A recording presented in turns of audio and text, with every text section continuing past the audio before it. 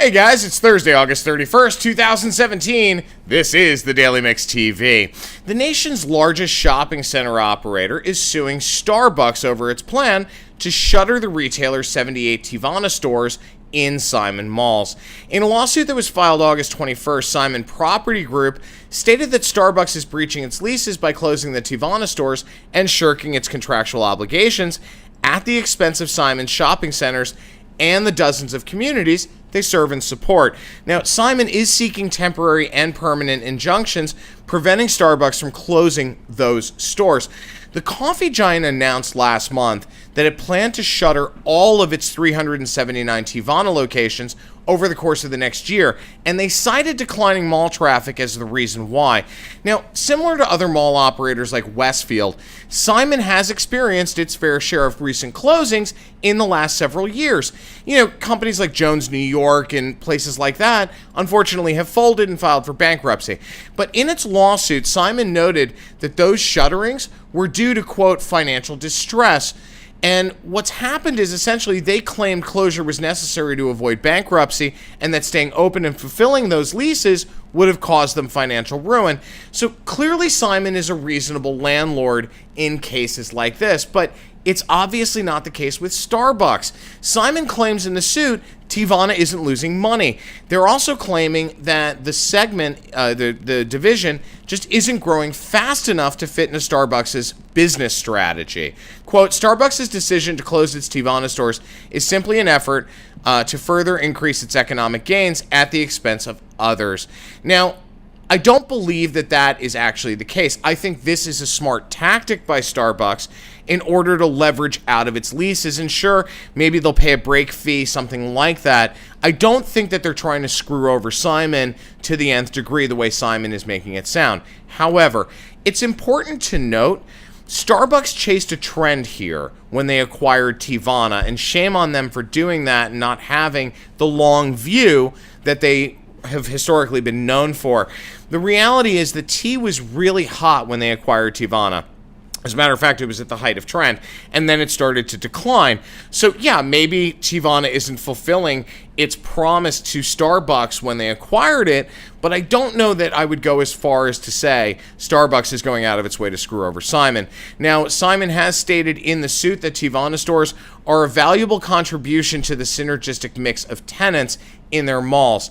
In cases like this, it can set a very dangerous legal precedent in favor of holding companies and large corporations that have multiple subsidiaries, such as what Starbucks is. So it would put an undue favor on the corporation over the landlord, and that can lead to massive vacancies across the retail sector if the courts aren't careful.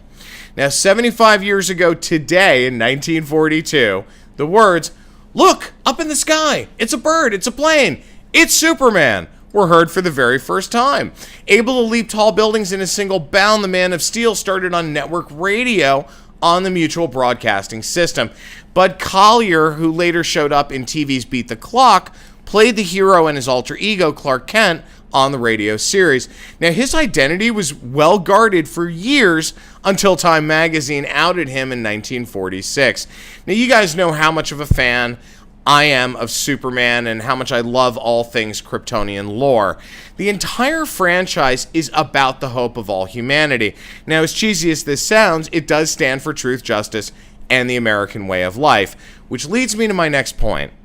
If you, like me, have watched what's going on in Texas with Hurricane Harvey and the damage that's been done, certainly the things that have happened to the animals in and around the region, if you want to help homeless pets suffering from the effects of Hurricane Harvey, please consider donating to Rock and Rawhide, the charity that my wife and I co-founded, whose mission is to increase the level of adoptions of dogs and cats in shelters. Even though that's our mission, often we lend a paw in times of crisis to help prevent more animals from ending up in these facilities. We're working with an organization called Half Table Man Disaster Relief to load up a couple of trucks with donations of toys, linens, food, medical supplies for pets, those kinds of things. Half Table Man Disaster Relief is putting together human donations to drive down, but Obviously, Texas is far from New York, so we're working with other organizations as well, such as our drop boxes in Petco and things like that, to pull together donations to deliver into storm-ravaged areas. Now, the graphic you're seeing in front of you can either drop off supplies at those locations or head to rockandrawhide.org to donate money, and we will purchase supplies on your behalf to make sure they get down into Texas with our friends at Half Table Man Disaster Relief. By the way, they've delayed because they've seen what we've been doing, and because we got our board involved, they've realized how much promo is going into this, so they've delayed their truck for a couple of days in order for us to get even more supplies together. So please donate, give a gift, wag a tail today. And here's another way you can help. My friend Nicole Portwood, who I've worked with for years, she's the VP of brand marketing at Tito's Vodka. Their Vodka for Dog People Foundation just donated $10,000 to Austin Pets Alive to help rehome the hundreds of animals from affected areas. Tito's is also partnering with the Red Cross to match dollar for dollar up to $50,000. It's a great company, Tito's Vodka. They do so much for so many. Nicole and her team, particularly Courtney, who works on events and outreach, are doing an incredible job. Love you guys. So excited for what you're doing. Now, September 12th is mere weeks away, and Apple has a bunch of announcements and, knowing them, surprises in store for us as they announce the release of their latest innovation under the iPhone line. But from what we hear, Apple really doesn't want its users to go home. The tech giant is actually eliminating the home button on the flagship and most expensive version of its upcoming iPhone. They're ditching the button in favor of a larger screen that takes up almost the entire front of the phone, according to leaked schematics published by Bloomberg. You know, the reason why we're using Bloomberg as the source on this one, they have a great track record of being as close to the final product as possible when they've weeded through the rumor mill. So alongside the home button ditch, Bloomberg's citing an extra large screen that will be larger than that of the 7 Plus, since it actually wraps around the bezel of the phone. The screen will feature an unusual shape for the Cupertino crowd. Some are calling them ears, since it has to make room for the earpiece and selfie camera in the top middle of the front screen. The device will be glass on both sides, with a stainless steel bezel around the edges like the iPhone 4 was. And lastly, the phone will feature facial recognition technology to make sure you're the actual owner of the phone. It'll require a quick swipe up with a thumb or a finger to unlock the screen. It's supposed to have a faster processor, a clearer screen, as well as wireless charging. So this is a really big step forward for Apple. It's a massive change to the design for the iPhone since it debuted a decade ago. And the device, now get this one, is supposed to go for more than $1,000, with some analysts speculating the highest end will be priced about $1,400. But still, demand for this new phone is the highest it's been in a long time. Now, here's a little factoid for you. The company is currently valued at $843 billion. Their market cap is expected to grow 20% over the next year. That means they'll cross a market cap of $1 trillion.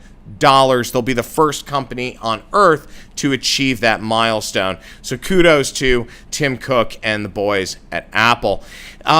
On September 12th, they're also expected to release a new Apple Watch that's supposed to be untethered, meaning it connects to LTE technology, so they don't need a phone to actually tether to. There's going to be a new version of the Apple TV that supports 4K. We talked about that yesterday. But what we didn't talk about was, I spoke to a few friends at Cupertino. They are stating that the HomePod is actually going to play a much larger role than Apple has led us to believe in terms of smart home technology. So Apple is trying to penetrate the home more and more and more with every release. So stay tuned to that one. September 12th is the event. Obviously, Apple hasn't announced the official date yet because they're afraid that the Steve Jobs Theater at the new Spaceship Campus may not be ready in time. So stay tuned to that one. As I said yesterday, the Daily Mix TV is going to be off tomorrow and Monday in observance of Labor Day. So we'll be back with you on Tuesday to help you get your work week started. My name is Sean Patrick Hillman. I'm the CEO of Hill Story Marketing. I'm also the editor-in-chief of the Daily Mix TV. We would love to hear from you, so please email us at thedailymixtv@gmail.com. Have a great holiday weekend, guys. We'll see you on Tuesday.